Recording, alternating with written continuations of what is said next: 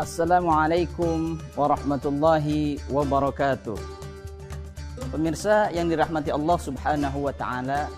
Bismillah walhamdulillah wassalatu wassalamu ala Rasulillah Sayyidina Muhammad ibn Abdillah wa ala alihi wa sahbihi wa man tabi'a huda. La haula wa la quwata illa billah. Bulan Ramadan adalah bulannya Al-Qur'an. Salah satu bukti kebenaran Al-Quran adalah Al-Quran itu terjaga kemurniannya, keasliannya hingga hari akhir nanti. Ini sesuai dengan firman Allah Subhanahu wa taala, "Inna nahnu nazzalna dzikra wa inna lahu lahafizun." Sesungguhnya kami yang menurunkan Al-Quran dan kami pula yang akan menjaga Al-Quran tersebut. Nah, firman Allah Subhanahu wa taala ini terbukti bahkan dari dulu ya sampai saat ini Al-Quran terjaga, yaitu dengan cara apa? Dengan banyaknya para penghafal Al-Quran. Dan satu fakta yang menakjubkan bahwasanya Al-Quran adalah satu-satunya kitab suci yang dihafalkan di seluruh dunia. Bahkan setiap negara, setiap daerah itu ada para penghafal Al-Qurannya. Masya Allah. Nah, kenapa kemudian Al-Quran mudah dihafalkan?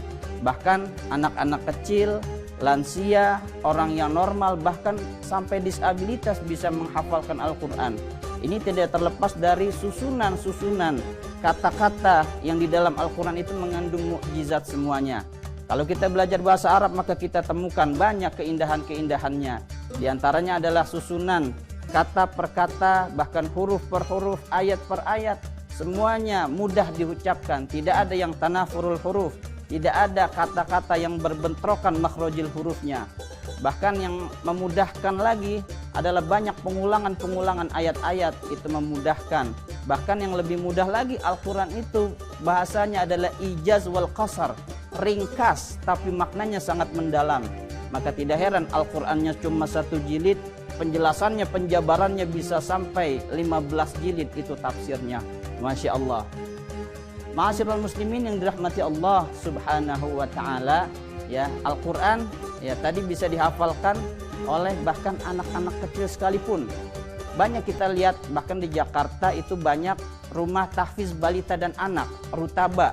Anak-anak 3 tahun, 5 tahun, 6 tahun bahkan belum masuk sekolah, belum kenal huruf, belum tahu baca tulis, dia bisa menghafalkan Al-Qur'an. Saya tanya kepada salah seorang sahabat yang mengelola rutaba, ini bagaimana metodenya ngajarin anak kecil dia bisa hafal Quran? Ternyata metodenya adalah dengan memperdengarkan. Jadi anak kecil itu jangan disuruh baca mushaf. Anak 3 tahun, 5 tahun disuruh baca nggak bakal bisa, belum tentu dia bisa. Tapi anak kecil adalah peniru yang baik. Ketika diperdengarkan Al-Quran, diperdengarkan ayat-ayat yang indah, dia akan bisa menirukan dengan baik. Nah, itulah kemujizatan Al-Quran. Bahkan orang yang tidak bisa membaca sekalipun bisa hafal Al-Quran. Nah, metode memperdengarkan ini ya sebagaimana yang Allah Subhanahu wa taala terapkan ya kepada Nabi Muhammad melalui perantara malaikat Jibril. Di dalam surah Al-A'la ya disebutkan, sanuqri'uka fala tansa, maka aku akan membacakan Al-Quran itu kepadamu wahai Muhammad, maka engkau tidak akan lupa. Nah, oleh sebab itu ya kita tahu ya walaupun Rasulullah itu sangat cerdas, luar biasa, bahkan diterapkan kepada orang yang ummi yang belum bisa baca tulis sekalipun itu bisa hafal Al-Quran. Bahkan orang buta sekalipun yang tidak bisa melihat tunanetra, kita lihat banyak yang bisa menghafalkan Al-Quran ya dengan metode tadi, yaitu diperdengarkan. Ma'asyiral muslimin yang dirahmati Allah Subhanahu wa taala, kalau orang-orang yang tidak bisa baca saja, kalau orang-orang yang tidak bisa tulis Al-Quran, kalau orang-orang tunanetra saja bisa, mereka bisa menghafalkan Al-Quran, maka tidak mustahil bagi kita yang bisa baca, bisa tulis Al-Quran, matanya masih bagus, pendengarannya masih jelas, untuk bisa menghafalkan Al-Quran.